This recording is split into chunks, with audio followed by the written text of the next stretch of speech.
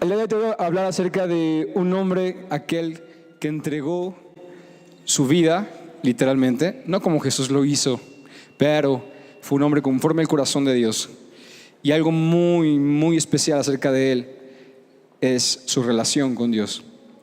Para poder tener un corazón conforme al de Dios, debe haber conocido el corazón de ¿quién? De Dios, ¿cierto? De haber sabido. Dice Efesios, imiten a Dios. Amen como Dios. Dice 2 Samuel 1. Aconteció después de la muerte de Saúl, que vuelto David de la derrota de los amalecitas, es decir, que de derrotar a los amalecitas, estuvo 2 días en Siclag. Al tercer día sucedió que vino uno del campamento de Saúl, rotos sus vestidos y tierra sobre su cabeza, que es señal de luto. Y llegando a David, se postró en tierra e hizo reverencia al hombre. Y le preguntó a David, ¿de dónde vienes? Y le respondió, me he escapado del campamento de Israel. Y David le dijo, ¿y qué ha sucedido? ¿Qué ha acontecido? Te ruego que me lo digas. Y él respondió, el pueblo huyó de la batalla y también muchos del pueblo cayeron y son muertos. También Saúl y Jonatán, su hijo, murieron. Jonatán fue el mejor amigo de David. Lo amó. Y ahorita vamos a ver una parte en la que dice que lo amó. Dice, tu amor es más que las mujeres. No era homosexual. No amaba a él como amaba a una mujer. Lo amaba con el amor filios, que es el amor de amigos. ¿Correcto? Entonces, dice, Saúl y Jonatán su hijo murieron. Y dijo David a aquel joven que le daba las nuevas, ¿cómo sabes que han muerto Saúl y Jonatán su hijo? El joven le responde, casualmente vine al monte de Gilboa y hallé a Saúl que se apoyaba sobre su lanza y venían tras él carros y gente de a caballo. Y mirando él hacia atrás, me vio y me llamó y yo dije, heme aquí. Me preguntó, ¿quién eres tú? Yo le respondí, soy amalecita. Él me volvió a decir, te ruego que te pongas sobre mí y me mates, porque se ha apoderado de mí la angustia, pues mi vida está aún toda en mí. Yo entonces me puse sobre él y lo maté, porque sabía que no podía vivir después de su caída. Y tomé la corona que tenía en su cabeza y la argolla que traía en su brazo, y las he traído aquí, mi Señor. Una característica muy importante de David, del rey. Bueno, en ese momento era ungido rey. Todavía no era proclamado rey. Y es su fidelidad. Todos sabemos que Saúl lo persiguió y lo atacó y lo trató de matar por tantos años. David vivió en zanjas, vivió en lo más inmundo, escondiéndose de Saúl para que no lo matara, porque él no podía tocar al ungido de Dios hasta que el Señor decidiera llevárselo. Y de repente viene una amalecita y le dice, mira, he aquí te traigo la corona y la pulsera que estaba en su mano, y te digo que he matado a tu rey, al rey que te perseguía. Entonces David, en el 11 dice, entonces David, agarrando sus vestidos, los rasgó, y lo mismo hicieron los hombres que estaban con él, y lloraron y lamentaron y ayunaron hasta la noche por Saúl y por Jonatán su hijo, por el pueblo de Jehová y por la causa de Israel, porque habían caído a filo de espada. Y David dijo a aquel joven que le había traído las nuevas, ¿de dónde eres tú? Y le respondió, yo soy hijo de un extranjero amalecita. Y le dijo David, ¿cómo no tuviste temor de extender tu mano para matar al ungido de Jehová? Entonces llamó David a uno de sus hombres y le dijo, ve y mátalo. Y él lo hirió y murió. Y David le dijo, mientras lo estaba matando, tu sangre sea sobre tu cabeza, pues tu misma boca atestiguó contra ti, diciendo, yo maté al ungido de Jehová. Aquellos que quieran meterse con un hijo de Dios tendrán más oportunidad comprando la lotería que tratando de ganar en contra o tratando de vencernos como hijos de Dios. No porque somos nosotros, sino porque en nuestras debilidades Él se perfecciona y Él hace victoria. Entonces, aquel que quiera atacarte tendrá mejor oportunidad comprando un boleto o, no sé, yendo aquí al casino.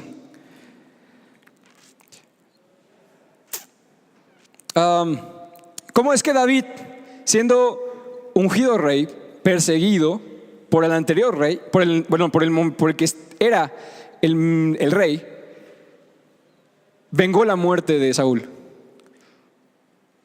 ¿Por qué? Porque el principio de autoridad no se toca. El ungido de Jehová no puede tocarse. Este es el corazón que tenía David. Es el corazón de David. Después de esto,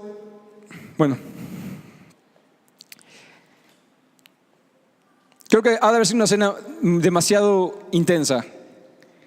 Él trayendo la corona y la pulsera como demostrando de que, mira, aquí está, ya se murió el rey, ahora tú puedes ser rey.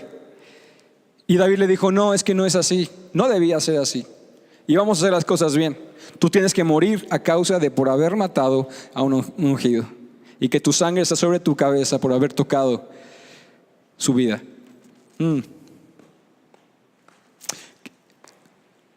¿Qué de aquellas cosas cuando hablamos de un ungido? Cuando platicamos acerca, no solamente del hijo del pastor, o sea, de los hijos del pastor, es el pastor. Entre ustedes hay ungidos, hay ministros.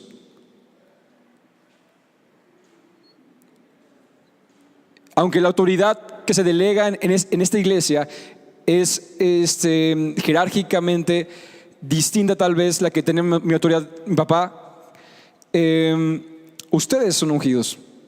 No puedes hablar mal de un ungido, no puedes tocar a un ungido. ¿Cierto? A continuación, David hace un escrito acerca de la muerte y de la tribulación que vivió Israel y Saúl hizo. Aquí dice, angustia tengo por el 26, acerca de Jonatán. Angustia tengo por ti, hermano mío, Jonatán, que me fuiste muy dulce. Más maravilloso me fue tu amor que el amor de las mujeres. Como ha caído los valientes, han perecido las armas de guerra. Pero la parte más importante viene a continuación. Y es que, no era el momento, o no era el método que David pensó que iba a suceder tal vez, matando a su rey y que él tuviera que matar a aquel que mató a su rey. Pero comenzaba el propósito a cumplirse. Pero más bien comenzaba a vislumbrarse porque todavía no se ha cumplido. David todavía esperó un tiempo para poder ser llamado rey. A continuación, ¿qué fue lo primero? ¿Qué creen que fue lo primero que hizo David? Si era un hombre conforme al corazón de Dios, ¿qué creen que fue lo que hizo? Preguntarle a Dios, exactamente. ¿Qué sigue? ¿Cierto? Ya tengo la promesa aquí. Ya puedo ver la promesa, puedo vislumbrar que es posible de esta forma, esta empresa, esta persona, esta mujer, este varón.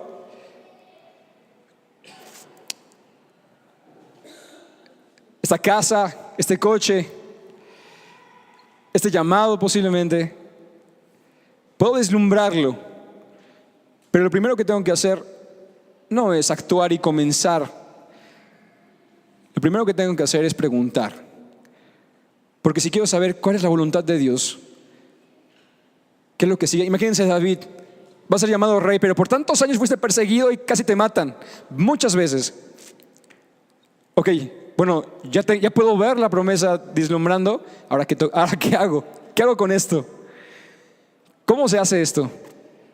¿Cómo se vive el matrimonio? ¿Cómo se trabaja de esta forma? ¿Cómo puedo administrar una casa o administrar esos millones de dólares? Yo solito. Imagínense esa posición.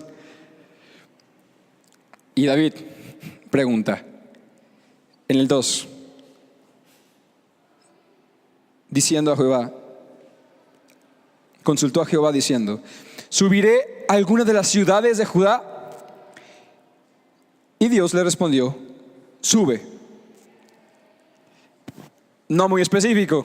Entonces David dijo, vamos a ser un poco más específico. Yo sé que me estás hablando, Dios. Voy a aprovechar este momento que tenemos tú y yo.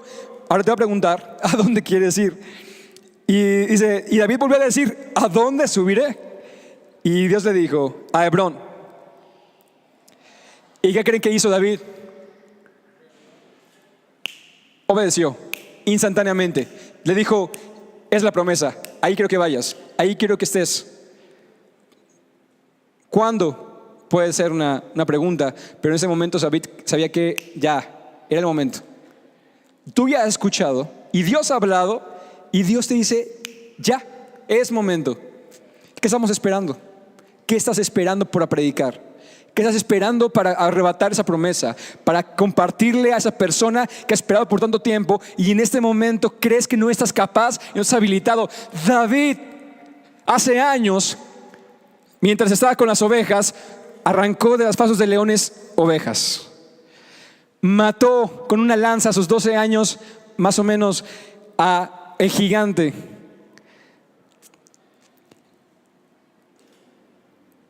No creo que él esté, tal vez en las capacidades físicas, pero ¿cómo creen que una persona puede estar lista para ser rey, por ejemplo, o para ser presidente? Muchos de nosotros pedimos educación, pedimos que se preparen en un alto rango para poder gobernar ese país. Imagínate este hombre que lo que hacía era ser ovejero, tocar el arpa y salvarlas de los animales feroces. Pero lo que hacía era que no sabía, no estaba en sus capacidades. Él sabía que no estaba en él el poder matar al oso o arrebatar una oveja de las fauces del león. Él sabía que el poder estaba en Dios. Entonces, ¿tú qué tienes? Dice Pablo, yo me enorgullezco de mis debilidades. ¿Por qué? Porque Dios se perfecciona en mis debilidades. No soy yo quien lo hace, es Dios en mí quien lo va a hacer. Entonces, si Dios ya te dijo, sí, dijo, ve, arrebátalo, es momento de hacerlo, porque estás capaz, porque tienes al Dios de imposibles. Hace un momento, esta semana, platicaba con un chico, un joven que no es cristiano. Él decía que es ateo, o bueno, de alguna manera creía, pero su lógica no le permitía creer. Espero que podamos verlo la próxima semana. Y lo invité y me confirmó que la próxima semana es justamente esa parte. Dios te dice, sí, hazlo, vamos a hacerlo. Y él decía, es que cuando yo creo y escucho la palabra, he ido a muchos lugares religiosos, nunca he ido a uno cristiano, pero he ido a muchos lugares religiosos y cuando viene la palabra y cuando viene la fe, entonces viene una confrontación entre mi lógica, porque él es científico, él es químico, de la UAC, reconoce, o sea, está haciendo maestría y viene la lógica en que el momento, ay, Dios puede hacer esto, Dios puede sanar esto, o Dios puede transformar esto, o es más, Dios puede hacer que venga maná del cielo y pueda alimentar todo un pueblo por más de ¿cuántos años? 40 años. Y de repente mi lógica dice, no, pero es que el maná tiene que cosecharse, tiene que sembrarse, tiene que hacer todo un proceso. Y posiblemente las golondrinas, pues digo, estas aves venían y era su trayecto, pero cada día venían y no podían guardar nada de comida. No entra mi lógica en eso, me decía. Y yo le decía, es que no podemos tener lógica con Dios. No entra la lógica humana con Dios. Dios se perfecciona en la lógica humana. Es decir, yo puedo ver que está lloviendo. Mi lógica dice que va a llover y que se va a inundar este lugar, o que cuando salga yo me voy a mojar. Esa es la lógica, ¿sí o no? Y si yo le digo al cielo, como Dios me dijo que tengo esa autoridad, cielo, detente y no lluevas más, como lo hemos hecho mi hermano y yo en diferentes momentos, y para de llover. Es decir, ¿cómo es posible esto? No entra la lógica aquí. Porque yo le dije, es que no puedo tener un Dios de solamente posibles para poder tener fe. Necesito un Dios de imposibles para tener fe y creer que Él lo va a hacer, porque no depende de mis capacidades. Si dependiera de mis capacidades, yo podría, yo tengo fe de que voy a levantar esta porque he hecho ejercicio y porque tengo mis capacidades. Pero yo tengo fe también de que soy sano de cáncer y mis papás oraron por mí y la leucemia se fue. Y no hay rastros de leucemia, ni un cuadro. ¿Por qué? Porque es imposible. Y eso es fe. ¿Me entienden? Es decir, Dios se perfecciona en tus debilidades. Dios no te quita tus debilidades. Él tuvo a Moisés, tuvo a David, tuvo a Abraham, tuvo a Esther, Ruth, tuvo a Rebeca, mujeres y hombres que entregaron su corazón y su vida a Dios, incapaces, inhabilitados, tartamudos, asesinos, violentos, pecadores o adúlteros, y los hizo glorificarse Dios en ellos. Entonces, ¿qué diferencia tenemos tú y yo con David? Ninguna. En humano. Pero déjame decirte que sí, tenemos al Espíritu Santo, algo que David no tenía. Y tenemos al Señor Jesús, algo que David no pudo ver, vivir.